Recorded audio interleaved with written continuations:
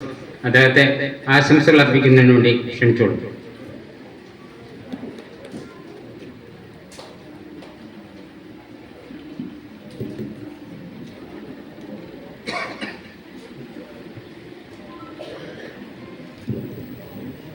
പ്രിയപ്പെട്ട അധ്യക്ഷൻ,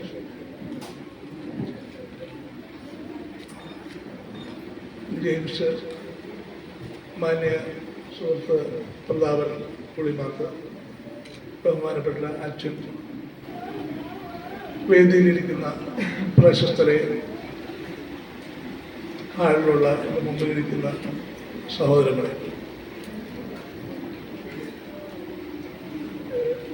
എല്ലാവരും പറഞ്ഞ പോലെ തന്നെ ഞാനും ജെയിംസിനെ കണ്ടൊരു 40-43 വർഷമായെന്ന് എനിക്ക് തോന്നുന്നു. ഞാൻ അടിമാലിയിലായിരുന്നു വളർന്നതൊക്കെ. അപ്പോൾ എല്ലാവരും ചെറുപ്പകാലത്ത് തുടങ്ങുന്ന പോലെ തന്നെ ഞങ്ങൾ ഒരു പ്രസിദ്ധീകരണം തുടങ്ങി, ഹംസഗീതം.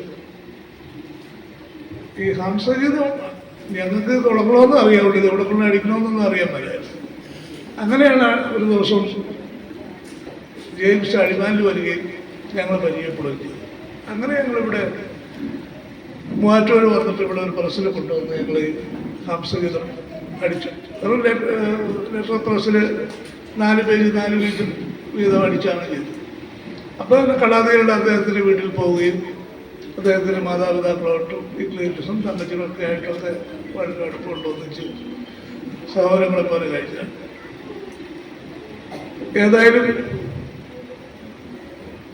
കുറേ കാലത്തിന് ശേഷം പെട്ടെന്ന് ഇങ്ങനെ ഞാനൊരു ഫേസ്ബുക്ക് നോക്കുമ്പോഴാണ് ഇദ്ദേഹത്തിൻ്റെ സപ്തതി ആഘോഷിക്കുകയാണ് കണ്ടത്.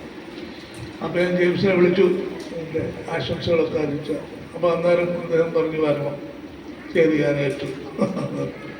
അങ്ങനെ വന്നു. ആ ഒരു സൗഹൃദം ഓർക്കാൻ കഴിച്ചല്ലോ ഞാൻ വിചാരിക്കുകയാണ്. ഇതിനകത്ത് വലിയ അത്ഭുതങ്ങളൊന്നുമില്ല. ഞാനിന്ന് ഓട്ടോ വന്നപ്പോൾ ഒരാളോട് പറയായിരുന്നു, ഇപ്പം ആളുകളൊക്കെ ഇന്ന് കാണുന്നത് നമ്മൾ നാളെ ഉണ്ടാവണമെന്നില്ല.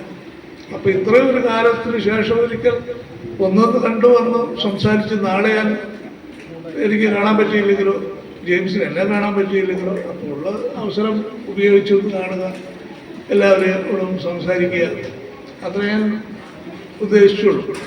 പിന്നെ ഇത് ഈ നാട്ടിൽ ജെയിംസിന് ഇങ്ങനെ കുറേ ആളുകൾ ഒന്നിച്ചുകൂടുകയും ഒരു അനുമോദനം കൊടുക്കുകയും ചെയ്തു എന്ന് പറയുന്നത് ഒരു വലിയ കാര്യം തന്നെയാണ്.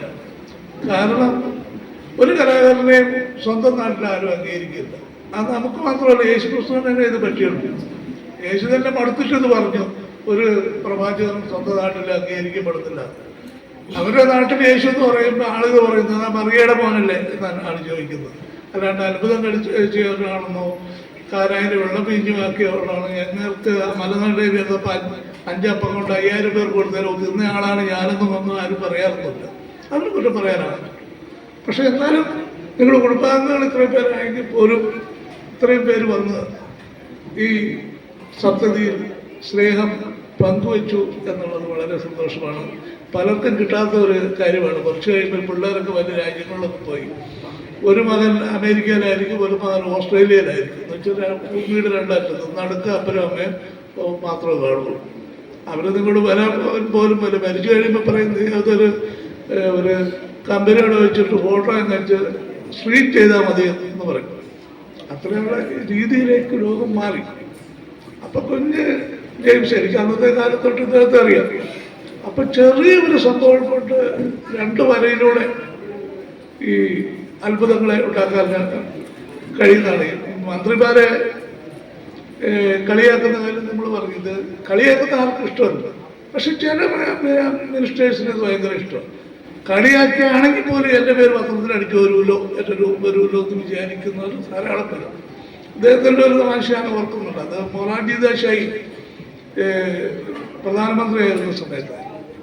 അപ്പോൾ ഇദ്ദേഹം മരിച്ചത് അദ്ദേഹം മൂത്രം കുടിക്കും എന്ന് അദ്ദേഹത്തിൻ്റെ ഒരു രീതിയായിരുന്നു അത് പറയുന്നത്. അത് ഔഷധമാണെന്ന് അദ്ദേഹത്തിൻ്റെ വിചാരം ആയിരിക്കും, നമുക്ക് അറിഞ്ഞുകൂടാ. പുണ്യം മൂത്രം പുണ്യാഹം എന്നൊക്കെ നമ്മൾ കേട്ടിട്ടുണ്ട്. അപ്പം ഈ മൊറാർജി മൂത്രം കുടിക്കുന്നു. അടിയിൽ ക്യാപ്ഷൻ ആശാനത് മൂത്രമാണോ മൂത്രമാണോ എന്ന് ചോദിക്കും.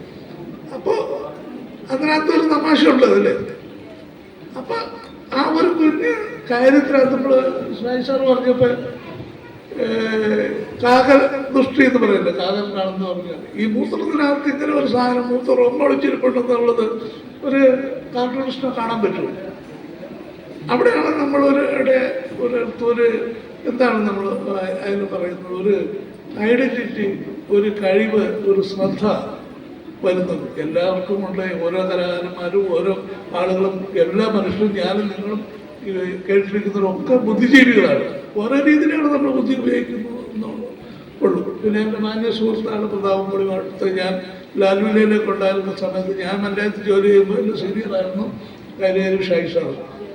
അപ്പോൾ ഞങ്ങൾ വളരെ അടുപ്പമുണ്ട്. പ്രതാപിൻ്റെ ധാരാളം കാറ്റുകൊണ്ടുകൾ ഞാൻ ആസ്വദിച്ച് എനിക്ക് വന്ന് പണ്ട് ലാൽവിയിലേക്ക് വന്നിട്ടുണ്ടെന്ന് എനിക്ക് തോന്നുന്നു. അപ്പോൾ ഈ ഒരു അവസരത്തിൽ അദ്ദേഹത്തെ കാണാൻ പറ്റി, ഒരു അനുഭവത്തിൽ പങ്കെടുക്കാൻ പറ്റി. എന്നെ ഒക്കെ നന്ദി. എന്നെ വിളിച്ചതിൽ നന്ദി. ഇങ്ങനൊരു അവസരം തന്നതിന് ദൈവം ജെയിംസിനെ നമ്മളെല്ലാവരെയും അനുഗ്രഹിക്കട്ടെ എന്ന് പ്രാർത്ഥിച്ചു നിർത്തുന്നു. നന്ദി. ജോജി ജോസ് കൊടുക്കുവാമ്പടം, വന്നുപോയ മാത്യു ഉൾനാടിനെ പ്രശസ്ത സാഹിത്യകാരൻ, പ്രശസ്ത പത്രപ്രവർത്തകനുമായ കൈനഗിരി ഷായി സാറ്, അധ്യക്ഷൻ Vincent Jacob, one India one pension പദ്ധതിയുടെ സ്ഥാപകനായ Vincent Jacob, Johnny Nellur sir, ബഹുമാനപ്പെട്ട ജെയിംസ് അച്ഛൻ, cartoonist Prathapan Pulimath, ward member Selvi Praveen, Jimmy Xavier, സാഹിത്യകാരനും ഗ്രന്ഥകർത്താവുമായ ജിമ്മി സേവ്യർ, പ്രശസ്ത സാഹിത്യകാരനും ഡിറ്റക്റ്റീവ് നോവലിസ്റ്റുമായ ബാറ്റൻ ബോസ്, സെബാസ്റ്റ്യൻ തുരുത്തിപ്പള്ളി, ശ്രീമതി ഷെൽമി ജോൺസ്. പ്രിയമുള്ളവരെ, എന്നെ സംബന്ധിച്ച് പറയുകയാണെങ്കിൽ എൻ്റെ സപ്തതിയേക്കാൾ കൂടുതൽ കഴിഞ്ഞ 55 വർഷമായി ഞാൻ മലയാള പത്രങ്ങളിലൂടെ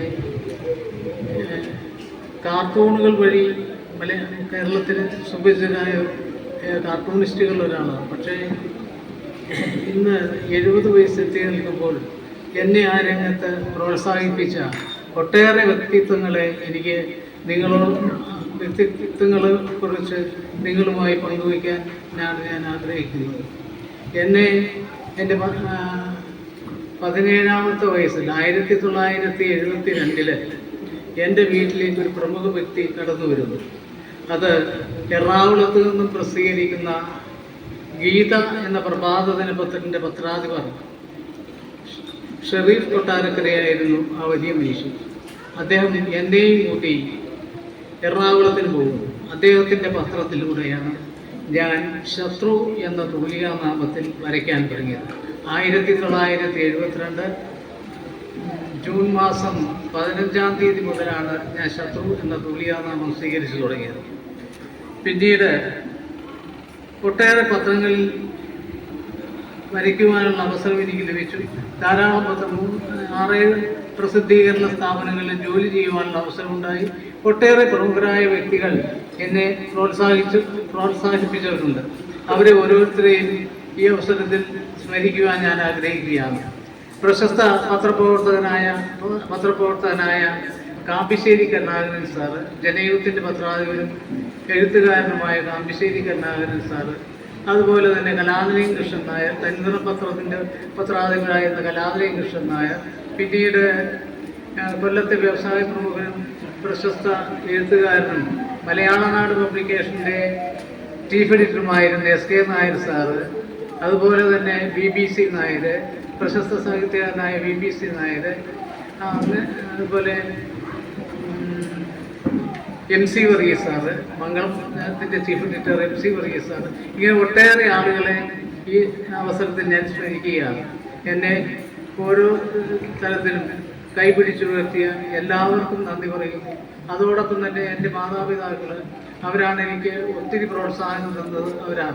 അവരുടെ പ്രോത്സാഹനമാണ് എന്നെ ഈ നിലയിൽ എത്താനുള്ള അവസരം ഒരുക്കി തന്നത്. അതുപോലെ തന്നെ എൻ്റെ ഭാര്യ, എൻ്റെ മക്കൾ, അതുപോലെ എൻ്റെ സഹോദരങ്ങൾ, പ്രത്യേകിച്ച് എൻ്റെ സഹോദരൻ ക്ലീറ്റസിനെ കുറിച്ച് എനിക്ക് ഒത്തിരി കാര്യങ്ങൾ പറയാനുണ്ട്. കാരണം എൻ്റെ ഓരോ കാർട്ടൂണുകളും വളരെ സസൂക്ഷ്മം വീക്ഷിക്കുകയും അതിലെ തെറ്റുകുറ്റങ്ങൾ പറയുകയും അതിലെങ്ങനെയാണ് വേണ്ടതെന്ന് എനിക്ക് ഉപദേശങ്ങൾ തരികയും ചെയ്യുന്നത് എൻ്റെ അനിയൻ ക്ലീറ്റസാണ്.